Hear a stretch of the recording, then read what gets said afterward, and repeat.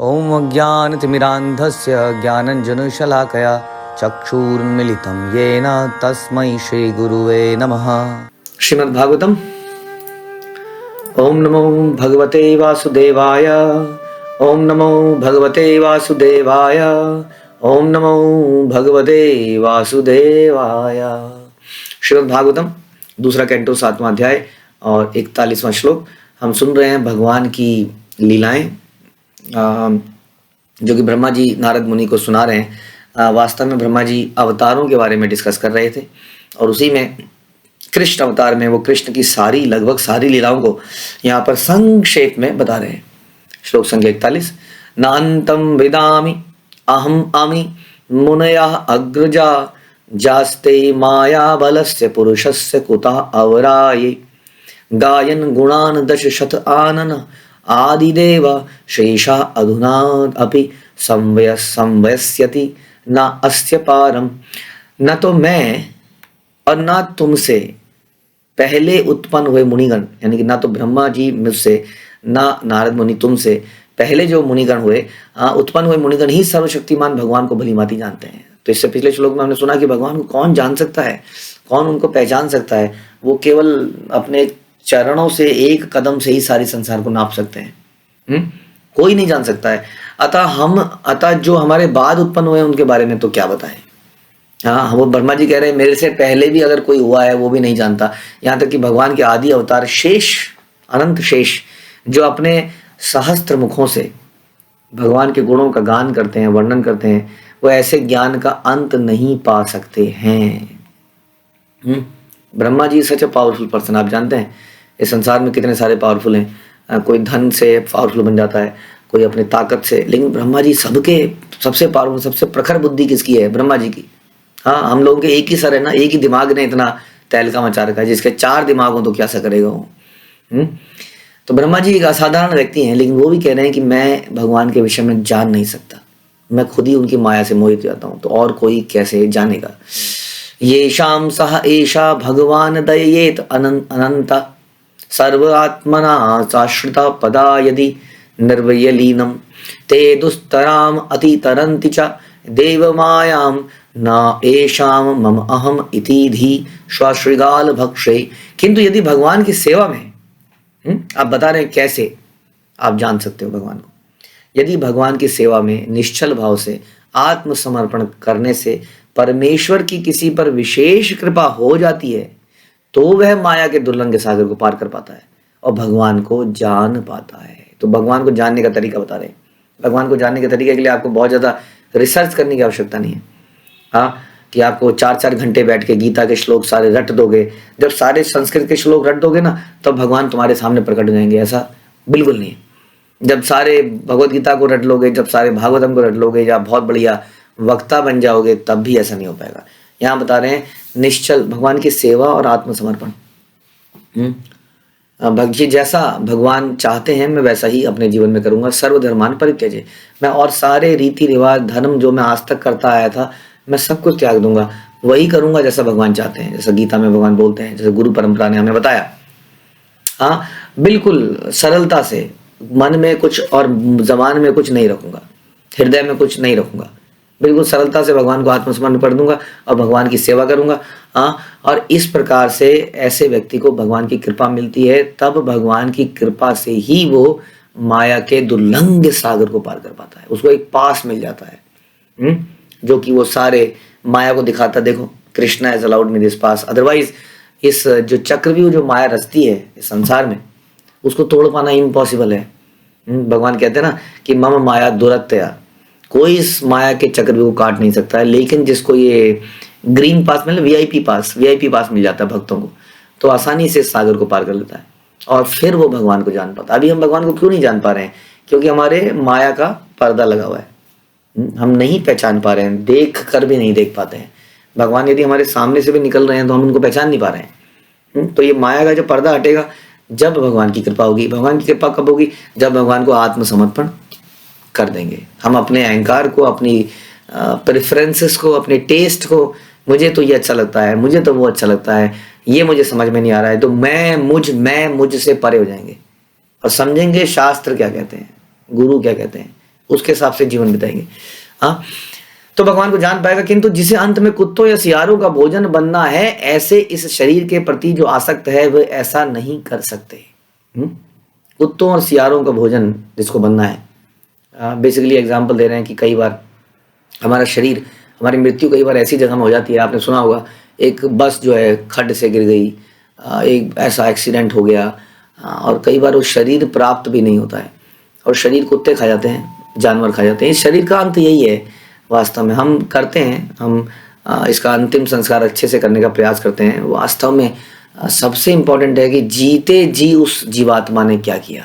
किसी जीवात्मा ने जीवन भर पाप किया, उसके अंतिम संस्कार में आपने बहुत बढ़िया कर दिया कुछ, तो भी उसके कर्म समाप्त नहीं होते उससे। तो इसलिए अंत में कुत्तों या सियारों का भोजन बनना है। ऐसे इस शरीर के प्रति जो आसक्त है वैसा नहीं कर सकते।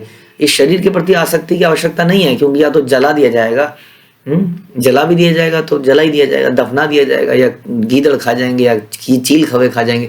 तो अल्टीमेटली इस बॉडी का एंड यही है। इसलिए, और हमें इस बॉडी से ही नहीं आसक्ति होती है अपने जीवन में, जिसके कारण हम भक्ति नहीं कर पाते। हमारे भक्ति ना करने के कारण क्या है? कहीं टाइम नहीं मिल रहा। कोई कहता है जी मुझे जिम जाना होता है, हाँ, कोई कह रहा है जी मुझे मूवी देखनी है। मूवी से आप आनंद किसको दिलाते हो? आत्मा को थोड़ी दिलाते हो, इस मन को आनंद दिला रहे हो। मन कुछ मांग रहा है आपसे। वास्तव में आत्मा तो कभी प्रसन्न हो ही नहीं सकती है मूवी देख के और वीडियो गेम देख के। अदरवाइज क्यों इतना डिप्रेशन हो रहा होता है? इतनी सारी मूवीज को, आपके हाथ में इतने सारे चैनल हैं, ताकत है, टीवी सामने पड़ा है, जबरदस्त मूवी चल रही है, फिर भी लोग डिप्रेशन के शिकार हैं। इतना एंटरटेनमेंट के बाद, पहले के ज़माने में एंटरटेनमेंट के नाम पे, हमारे ज़माने में तो वीक में एक प्रोग्राम आ जाता था। हाँ, चित्रार आ गया, मूवी आ गई, एक दिन रविवार ये मूवी आ गई। उसके पहले तो वो भी नहीं था, केवल रेडियो था। मुझे याद भी याद है, एक रेडियो में चैनल आता, न्यूज़ चैनल, कोलंबो चैनल, उसमें न्यूज़ आती थी। उसके पहले तो वो भी नहीं था। लेकिन धीरे धीरे मनोरंजन के साधन बढ़ गए, लेकिन प्रसन्नता नहीं मिल रही। क्यों? क्योंकि आत्मा को प्रसन्नता नहीं मिल रही है, इससे मन को मिल रही है। और मन क्या है? संकल्प और विकल्प। आज जिस चीज से प्रसन्न हो रहा है, कल उसी चीज से घृणा करेगा और किसी नई चीज से प्रसन्न करेगा। तो ये जो माया का जो जाल है, इसको कोई नहीं काट सकता है। जो भगवान की शरणागति करता है वही काट पाता है। अदरवाइज ये जो कुत्तों और सियारों का भोजन बन जाता है, ऐसे शरीर से हमें आसक्ति हो जाती है। यहाँ बता रहे हैं, फिर बोलते हैं वेद अहम परमस्य ही योग मायाम योयम भवश्य भगवानथ दैत्यवर्य पत्नी मनो सचा मनुष्य तदात्मजाश्च प्राचीन बर्हिर्भुरंग उत ध्रुवश्च इक्ष्वाकुरैल मुचुकंद विदेह गाधि रध्वं भरीश सगरागय नाहुषाद्या मान्धात्र लर्क शत धन्वनुरंति देव व्रतो बलिर मूर्तरयो दिलीप सौभुर्य तुंग शिबिदेवल पिप्पलाद सारस्वतोध्व पराशर भूरिषेण ये अन्य विभीषण हनुमदु प्रेन्द्र दत्त पार्थिष्ठेण विदुर श्रुतदेव वर्या। हे नारद, यद्यपि भगवान की शक्तियां अज्ञेय तथा अपरिमेय हैं, फिर भी शरणागत जीव होने के नाते हम समझ सकते हैं कि वह योग माया की शक्तियों द्वारा किस प्रकार कार्य करते हैं। यानी कि हम क्योंकि शरणागत हैं, इसलिए भगवान अपने बारे में हमें रिवील करते हैं, उद्घाटन करते हैं, जिससे हम समझ पाते हैं कि कैसे भगवान की योग माया काम करती है, कैसे भगवान की महामाया काम करती है, भगवान की कितनी शक्तियां हैं, ये सब कैसे काम कर रहे हैं, जीवात्मा इस संसार में कैसे फंस जाता है। हम ये क्यों समझ पाते हैं? रिसर्च एंड एनालिसिस से नहीं, बल्कि शरणागति से। इसी प्रकार भगवान की शक्तियां सर्वशक्तिमान शिव, नास्तिक कुल के महान राजा प्रहलाद, स्वयंभू मनु, उनकी पत्नी शत्रुपा, पुत्र पुत्नियां प्रियवत, उतानपाद, आकुति, देवहूति, प्रसूति, ये बड़े बड़े लोगों के नाम लिए जा रहे हैं। प्राचीन बर्ही, ऋभु, वेन के पिता अंग, महाराज ध्रुव, इक्ष्वाकु, एल, मुचुकुंद, महाराज जनक, गाधी, रघु, अम्बरीश, सगर, गय, नाहुष, मानधाता, अलर्क, शतनतु, बहुत सारे नाम यहाँ पे लिए जा रहे हैं, बहुत सारे। इन सब को भी, इत्यादि को भी ज्ञात है। यानी कि इन सब चीज़ों के बारे में कुछ ऐसे एग्जाम्पल हमने लिए जो जानते हैं कि भगवान क्या है। इनमें ये बहुत सारे नाम थे। यानी कि भगवान के विषय में जानने के लिए हर कोई एलिजिबल नहीं है कि आप किसी के पास भी चले जाएंगे तो भगवान के विषय में बता देगा। दो मित्र लोग आपस में डिस्कस करते हैं, किसी एक निष्कर्ष पर पहुंचते हैं, कहते हैं ये सब बकवास है जो ये बता रहे हैं, सच तो ये है, सच तो वो है, अलग अलग निष्कर्ष हम निकाल लेते हैं। आपस की बातचीत में, ऑफिस में डिस्कशन चल रही है, चाय की उसमें सुस्कियां ले रहे हैं, बता ना तुम ये तिलक लगा के क्यों आते हो, तुम ये तिलक लगा के क्यों आते हो, मेरे हिसाब से तो ये है। वो कहेगा नहीं नहीं मेरे हिसाब से तो ये है। वो कहेगा नहीं नहीं मैंने उस पुराण में टीवी में सीरियल आता था उसमें तो मैंने ऐसा देखा था। जितने लोग हैं उतने ही मत हैं। लेकिन जानने के लिए यहाँ पे नाम लिखे हैं शास्त्रों में, किन से आपको जानना चाहिए। इसलिए गुरु परंपरा हमें बताया जाता है कि 4 गुरु परंपराएं हैं, जिस गुरु परंपरा के अंदर आपको ज्ञान लेना चाहिए। एक तरह से 4 यूनिवर्सिटी हैं बस। कृष्ण ने 4 यूनिवर्सिटीज को सैंक्शन कर रखा है कि ये 4 यूनिवर्सिटीज हैं, इसमें एनरोलमेंट कीजिए, इसमें अपना एडमिशन लीजिए, तभी आप ज्ञान को प्राप्त कर पाएंगे। ये 4 यूनिवर्सिटीज कौन चलाता है? एक यूनिवर्सिटी चलाते हैं Shiv ji, director chairman of the university. एक यूनिवर्सिटी चलाती हैं लक्ष्मी जी। एक यूनिवर्सिटी चलाते हैं ब्रह्मा जी के 4 पुत्र, 4 कुमार के नाम से विख्यात हैं ना। और एक सृष्टि कौन चलाते हैं? स्वयं ब्रह्मा जी। तो इस प्रकार से ये 4 लोग हैं जिनकी यूनिवर्सिटीज को मान्यता प्राप्त है भगवान द्वारा। यानी कि इन सब ने अपनी अपनी यूनिवर्सिटी में ये सारे के सारे भी जैसे सारी यूनिवर्सिटी अल्टीमेटली एक सेंट्रल जगह से, सेंट्रल गवर्नमेंट से कंट्रोल्ड हैं, मिनिस्ट्री ऑफ एजुकेशन से कंट्रोल्ड हैं, इंडिपेंडेंट यूनिवर्सिटी नहीं है। उसी तरह से शिव जी की यूनिवर्सिटी ये नहीं बताती है कि शिव जी की पूजा करो, शिव जी स्वयं एक यूनिवर्सिटी के हेड हैं और वो अपनी यूनिवर्सिटी में ट्रेनिंग देते हैं how to become devotee of Krishna. वैसे ही लक्ष्मी जी ट्रेनिंग दे रही हैं, वैसे ब्रह्मा जी ट्रेनिंग दे रहे हैं, 4 कुमारी सारे लोग ट्रेनिंग दे रहे हैं कैसे भगवान की भक्ति करी जाए, कैसे कृष्ण को समर्पित हुआ जाए। इन सारी यूनिवर्सिटी में ट्रेनिंग देती है। और इस्कॉन है, कौन सी यूनिवर्सिटी में आता है इस्कॉन आता है ब्रह्मा जी की यूनिवर्सिटी में। तो आप सब लोगों का भी एडमिशन वहीं पर करने की प्लानिंग करी जा रही है। यदि आपको अच्छा लगे तो इस यूनिवर्सिटी को अपनाइए और आगे बढ़िए, क्योंकि यहाँ पर लिखा जा रहा है कि केवल ऑथोराइज जगह से ही आपको ज्ञान मिल सकता है।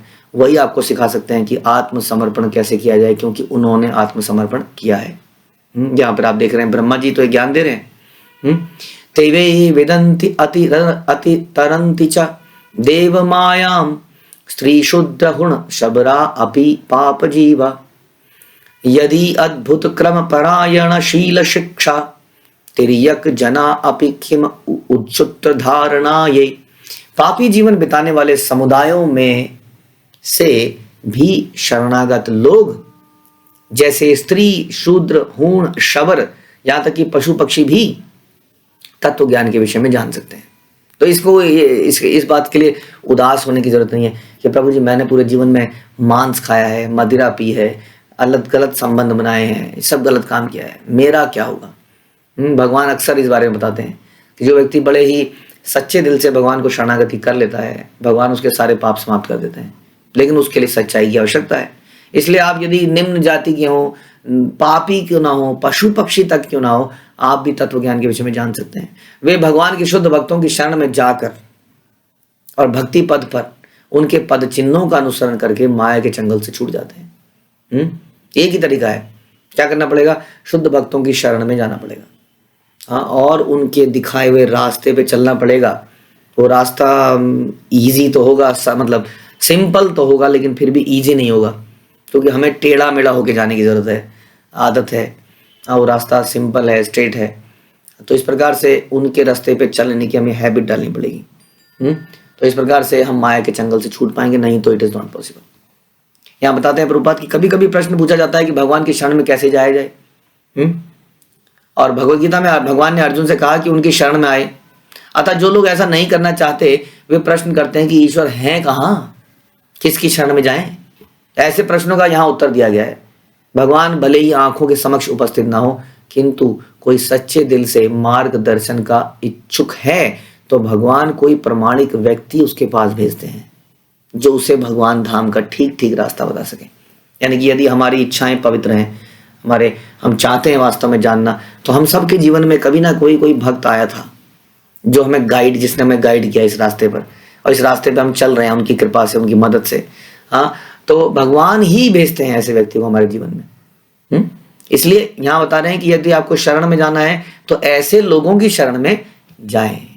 आत्म साक्षात्कार के पथ पर अग्रसर होने के लिए किसी भौतिक योग्यता की आवश्यकता नहीं है कि यहाँ पर केवल ग्रेजुएट लोग ही क्लास अटेंड कर सकते हैं। इस क्लास में केवल वही आ सकते हैं जिनकी सैलरी इतने हजार से ज्यादा की है, हाँ, जिनकी शकल सूरत बहुत अच्छी सी है, जिनका रंग जो है गोरा है, ऐसे ही लोग इसमें, ऐसा कोई भौतिक योग्यता की आवश्यकता नहीं है। भौतिक जगत में यदि कोई किसी विशेष सेवा को अपनाता है तो उसे बहुत सारी योग्यताएं लेनी पड़ती है। ग्रेजुएट की कोई नौकरी मिलेगी जी, कितना वर्क एक्सपीरियंस है जी, दिखाइए। हाँ, आपने 3 साल काम किया, अच्छा ठीक है, अब आपको हम कंसिडर करेंगे, आपका इंटरव्यू लेंगे। हम में से मेरा तो इंटरव्यू कभी नहीं ले गया। जब मैं इस परंपरा में जुड़ा था तो मैं भी एक पापी व्यक्ति था, लेकिन बिना किसी योग्यता के हमें लिया गया। कुछ योग्यता तो है जो यहाँ पे हम डिस्कस करेंगे, लेकिन और कोई भौतिक योग्यता की आवश्यकता नहीं थी। जबकि संसार में यदि आप फेलियर होता है तो कोई आपको लेता नहीं है कि नहीं? अगर आप फेलियर हैं अपने जीवन में, अपनी नौकरी में, कोई आपको लेता नहीं है। हर कोई आपको निकालने पे, ऑफिस में अगर आप 1-2 दिन काम नहीं करते हैं तो आपको निकालने की बात आने लग जाती है। लेकिन हम देखते हैं कि इस रास्ते पर, इस पथ पर हम बिल्कुल निठल्ले थे, गलत थे, अनेक पाप करके आए थे, फिर भी हमें ऐसे अपनाया गया जैसे हम जन्मों से इन भक्तों के संबंधी रहे हों। ऐसा हुआ आप लोगों के साथ?